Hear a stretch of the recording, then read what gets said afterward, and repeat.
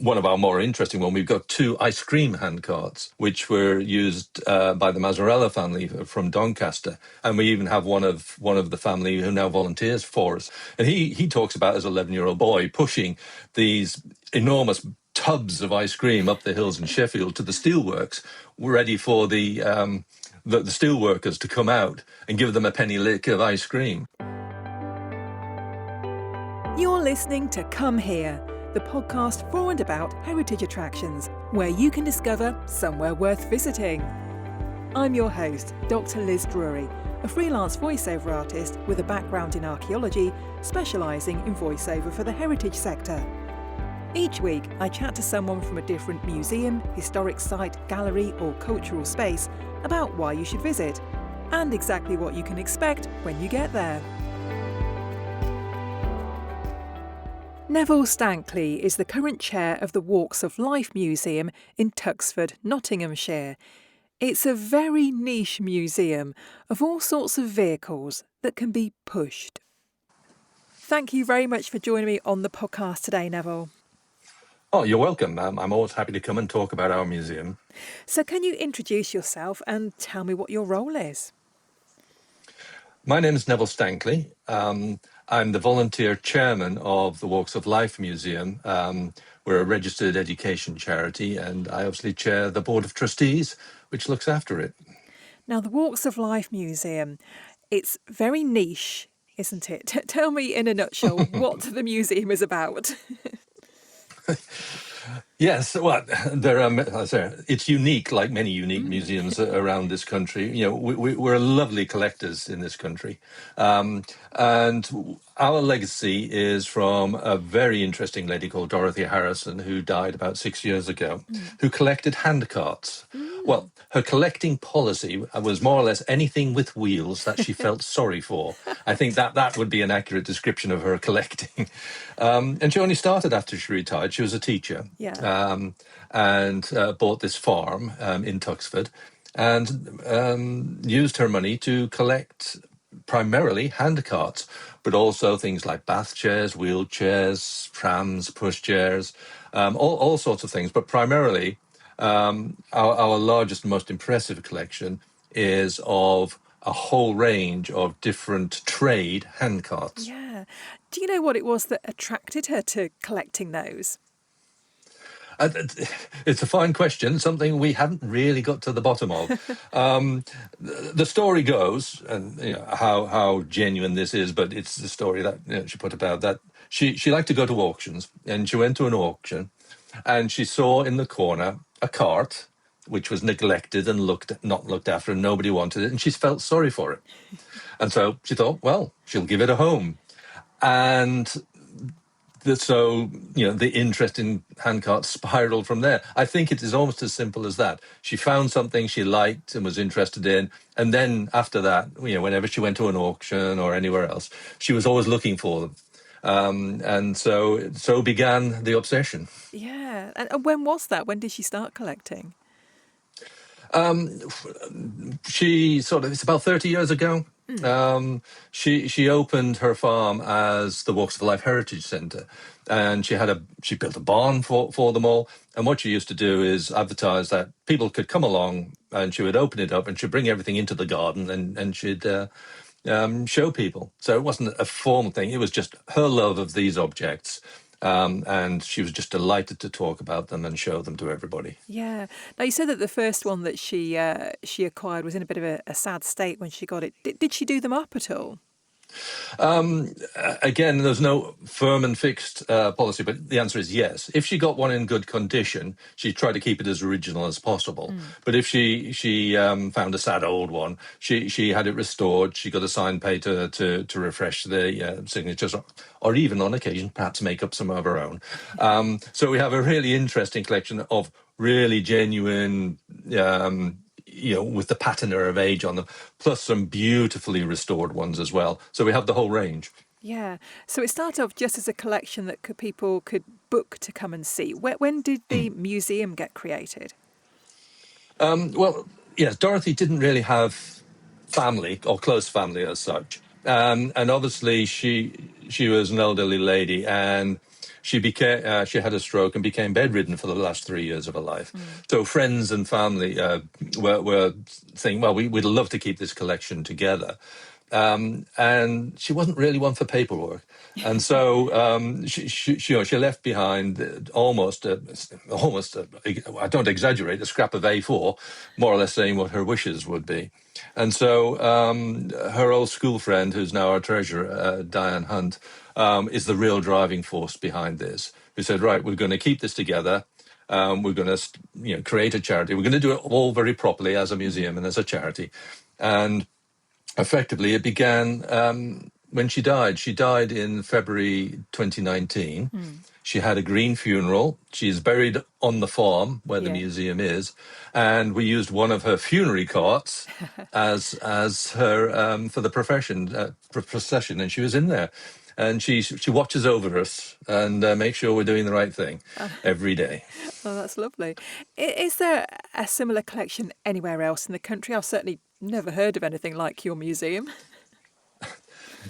Yes, you'll find handcarts all over the country, usually in rural life museums, social history museums, but it'll be the odd one. Yeah. An exemplar of something. What you don't have, as we have, is 50, depending on how you define handcart, and that's a little rabbit hole I don't think we should go down. Something like 70 odd carts in one place, shown together, showing the diversity of them. I don't think there's anything else in the country like it. Yeah. So tell me about some of these handcarts. What were they originally for?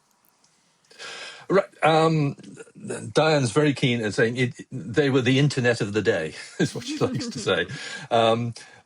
Before the high street, before transport really got going, the tradesmen used to come around with the carts.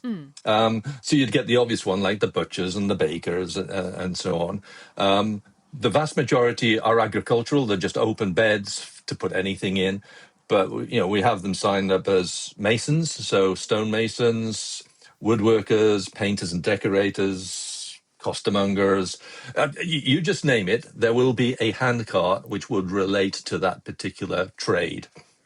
And we've got one of our more interesting one. We've got 2 ice cream handcarts, which were used by the Mazzarella family from Doncaster, and we even have one of the family who now volunteers for us and brought some of their collection in to really tell that story of how the Italian immigrants really got proper ice cream off the ground in this country in the post-war period. And he talks about his 11-year-old boy pushing these enormous tubs of ice cream up the hills in Sheffield to the steelworks, ready for the steel workers to come out and give them a penny lick of ice cream on the way out. So this is why we're called the walks of life, because literally it was people's trade, people's life, and it was all about walking. Yeah. And bringing things to you rather than you having to go to them.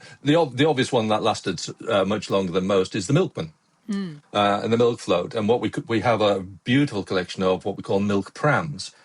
They're called prams because they look quite like the baby pram, which were designed to carry churns and have a churn tap, and the housewife would come out with her bottle or whatever she had to feed it out of the churn. We got some lovely examples, and then they were adapted for glass bottles when they became affordable, and then they moved to the electric float and so on and so forth. We have a number of cooperative society carts. We even have a Tuxford one, which is lovely because we could develop a relationship with the co-op in Tuxford. And the co-op were one of the last type of major organizations to move towards motorized transport. As late as the 50s, they were still using some of these handcarts, beautifully painted, because part of it was how they advertised. Yes. So again, the milkman and the baker, a beautifully painted, gaudy cart. They know who it was, and it formed part of their marketing strategy as well as getting their goods from A to B. Yeah, of course. Now, you mentioned the Italian ice cream there. Obviously, that's got a lovely story with it. Do you have stories that go with any of the other carts that you've got? Well, this is something we're really trying to develop. We have relationships with the two Nottingham universities, and we get their students to come in and effectively take a cart and research them. Oh, brilliant. Yeah, so we don't know enough, as is the way of these things. But so we're always learning, and like you say, we have people come in and suddenly find they have the same surname as somebody on the car, and beautiful conversations begin. One of the nice stories recently that a student took on was the Smith Brothers, which was a boot and shoe company cart. And the Smith Brothers, they were big in sort of the Leeds, Bradford area. They had a series of shops, but they had their handcart to take out the shoe repairs and so on to people. And he found a picture of them on the internet, and we bought a picture of the Smith Brothers, and that tell their story. And they were bought out eventually by Tough Shoes. Yeah. So people of a certain age with no tough shoes. And that's the sort of thing. These still exist. They've just been bought out by bigger companies and so on and so forth. And it's lovely. We're developing this all the time. We've got so much to learn, which is really quite exciting. Yeah. Now, I know it's not just handcarts. What other kinds of item have you got there? I say the handcart, the trade cart, is a very male dominated professional thing. But we've got lots of prams and pushchairs. So we can tell the story of motherhood and how important the pushchair and the pram is to get you out of the house and to be able to do things with a baby in tow. And we've got a dog pram, so one that you attach a dog to, and that they would. Goodness me, how it would frighten me to death as a father, sticking your child in one of those with the dog running about, pulling it. So we've got those. But what was quite interesting, we've got a number of disability type of chairs. So the beginning of the wheelchair, and we had a bargain hunt round, and they were very interested in this because with World War One, all of a sudden there was a very large need for people with disabilities, having lost legs or whatever. And effectively, it's the sort of village hall chair that you might see in any village hall around the country back in the day, with wheels attached, as the very first wheelchairs, mass-produced wheelchairs. And so we've got those, and we've got pictures of them. Again, I'd say anybody who's sort of thinking, well, how commonplace were these? Look at any old documentary or even fictional program set in the 20th century up to, say, the 1960s, and you'll see handcarts on the streets and things like that. So we've got disability and how the wheel and helped the mobility of the people who could not get around themselves. We've got, as I say, the wheels for the mothers who, needed wheels to get themselves and their children around. So that's, like you say, this is what Dorothy's was all about, wheels, movement. But we've also got quite a number of ancillary things to that. We've got fire carts and lots of early, late 19th century, early 20th century fire carts. Yeah. So again, before motorization, and if you didn't have horses, effectively, you were pushing the water pump around with your hose as a handcart, and we've got a lovely collection of those as well. So what else? Street organs. We've got a number of those. So again, your entertainment, your music came to you. Yeah. So we've got those, and we've got some volunteers who are particularly interested in restoring them back to being able to be played, and that would be really exciting for us. Yeah. So think of anything with a wheel, and we've sort of got it, and anything ancillary or related to that, which we're beginning to develop donations related to, for example, the Smiths Brothers, in terms of shoe lasts and molds and things like that. So we can begin to tell the richer object-led stories as well as purely the handcarts, which obviously are our prize possessions. Yeah. And are you still collecting? Are you still taking items? Yes. Even though we're on a 12-acre farm, what we lack is space. And speak to anybody in a museum; they're always short Yeah. of space. So yes, we're open to taking them, but we're quite. How should I say? We have to. It has to work for us, It's to be and we have to selective. be Yeah. exactly not just in terms of its suitability, but is it in good condition? How big is it? Because there's some enormous ones out there, and if we can't look after it, then we're not doing a service to the object itself. So yes, we'll always look at something, we'll always consider it, but we have a very tight collecting policy. Yeah. Shall we put it that way? Do you have a particular favourite? Well, the answer is yes.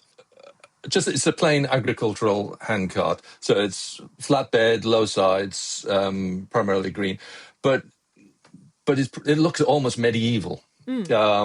So again, you look at any medieval handcart, and it's like a painted version of that, and it looks so different to all the others that I always go and have a look and make sure it's there and make sure it's all right.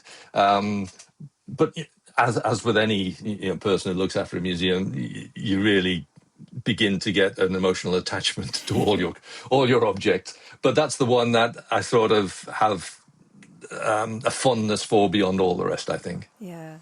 And what would you say is the most unusual handcart in your collection? One of the most popular, because it is so different, but it actually looks a little bit like a wheelbarrow, is our Billy the Shoveler Inn cart. So there's a little slot for his shovels. Yeah. And so Billy, whoever he was, we haven't found out who Billy is, he was a man who'd come round with his shovel and shovel something in for you. So it's a small, it's cute. It's not big and industrial like any of the others, but you can just imagine some thin whippet of a man with his shovels coming around saying, "Do you need anything shoveling in?" And that really tickles me whenever I see that one. Yeah. So what can visitors expect when they arrive at the museum? What are they going to see? Right. Well, first thing, we're free, so just come along. So we've got effectively 3 barns full of these carts. We have our main barn, which we try to show the whole diversity of the types of trades that were involved in this. We have a second barn. This is all level flooring, so you can come. It is accessible. Bring your dogs as long as they're on leads, because we are on a farm and there are sheep and cows knocking about. So we have a barn full of the diversity of life that the cart can show us. We have another barn on the ground floor where we show the cooperative carts and the milk and dairy produce. And we have some lovely interpretations. We've got some students who've done 10 things you didn't know about milk, and famous milkmen and things like that. To my mind, I think it was just an excuse for them to put a picture of Sean Connery on one of our pieces of interpretation as the world's most famous milkman. But anyway, so we've got that. Then upstairs on the mezzanine there, we've got all our prams and pushchairs and some really interesting designs, some which you would recognise today, but some quite interesting and innovative and different ones as well. Then we have our rural life barn, where it's primarily agricultural implements and agricultural things, but it's also an event space. It's a big open space. We have talk in there. We can have events in there. We've just had a school prom in there, which they seem to have really enjoyed yesterday. And then we've got 12 acres of land and our own orchard. So again, we're getting to this time of year. If you want to, we have apples, pears, damsons, which are all free and falling from the tree. So again, come along at fruit picking time and you get yourself some free fruit. And we have a picnic area, and we have a number of sheds, because Dorothy kept chickens, which we've primarily for storage, but we also used one as a like an education space, where we've linked with a local Tuxford charity called Children in Kenya, which is about educating children in Kenya, as it says. And we've turned one into a little Kenyan schoolroom, to do that. But we have that lovely green space, picnic space. We also have a Nissen hut. That's our most recent piece of research, because we thought it might have come from one of the local air bases around Tuxford. But the student who did it wanted to talk about the post-war housing crisis, when lots and thousands of people effectively squatted in Nissen huts on old air bases, simply because they had nowhere to live. And he found a picture of his grandmother, who was a squatter in a Nissen hut, and began that research. And we're just going to be putting the interpretation in there now. And we have a picture of him in his grandmother's arms as a baby, telling what a wonderful story. And it had such an impact upon him, a story he didn't realize related to himself, but a story that, again, the lives of people, the ordinary lives of people, is what the stories we love to tell. Yeah. Lots there then.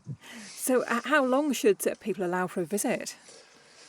Well, come for the afternoon, because if you're about, we would, and the volunteers there, we're happy to chat. We're happy to show you things. We're happy to bring you and have a cup of tea and a piece of cake. One thing I haven't talked about is the actual farmhouse itself. So the Nottingham Building Preservation Trust and the County Conservation Officer are very interested in the farmhouse, because we're restoring it, because it's timber framed, and it's one of the very few timber framed buildings left in Tuxford after there was a great fire. It's just been skinned in brick in the 1930s, but at its heart they think it's perhaps Civil War era timber frame building. Wow. And we're restoring that. So during Heritage Open Days in September, the County Conservation Officer will be taking tours around the house. We can't open it to the public generally because it's a work site. We're restoring it. But that is another part of what we're doing as an education charity, actually trying to help people look after not just objects they may have, but also historic buildings. So yesterday we had a lime plastering course for people who were interested, and they came and did some lime plastering at the house. Yeah, brilliant.